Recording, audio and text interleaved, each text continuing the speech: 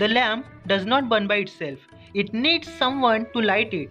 Similarly, there are also some things that are useful to keep the human body fit.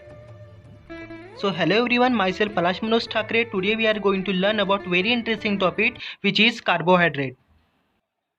So dear friends, today we are just discussing what is carbohydrate and its types.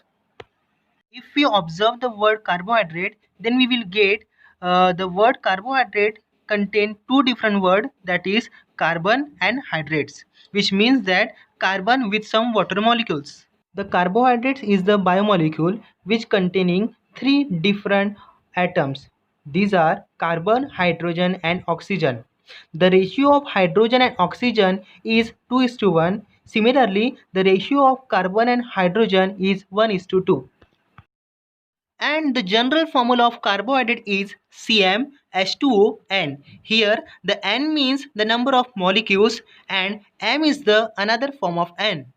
Friends, carbohydrate is the important substance present in the body which provide the energy to the body. It is also called as source of energy because carbohydrates are basically sugar and starch that the body break it down into simple sugar. Here, the common example of simple sugar is glucose. The main function of carbohydrate is to provide the energy to the body, and therefore the carbohydrate is also called as source of energy.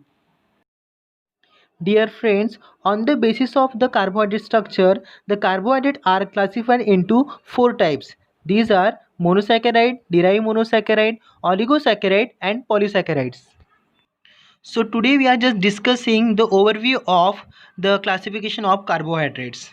So the first type of the carbohydrate is monosaccharide. It is the any class of sugar that cannot be hydrolyzed to give a simple sugar. It means that it does not require the hydrolyzation process for itself for the formation of simple sugar.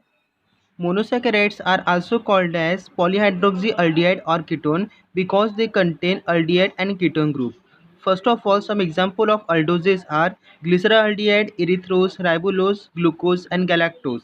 Some of the example of ketoses are tetramer, pentamer, ribulose and hexoses. We will discuss all the types of carbohydrate in detail in next video.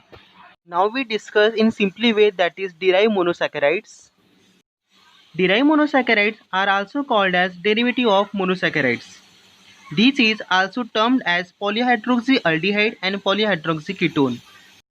The aldehyde and ketone has the carbonyl group that is called as C double bond O.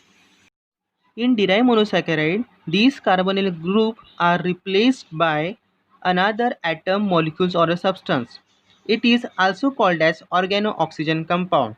Some of the example of derived monosaccharides are amino sugar, glycosides, sugar phosphate and vitamin C. Now we are moving towards our next slide, which consisting oligosaccharide.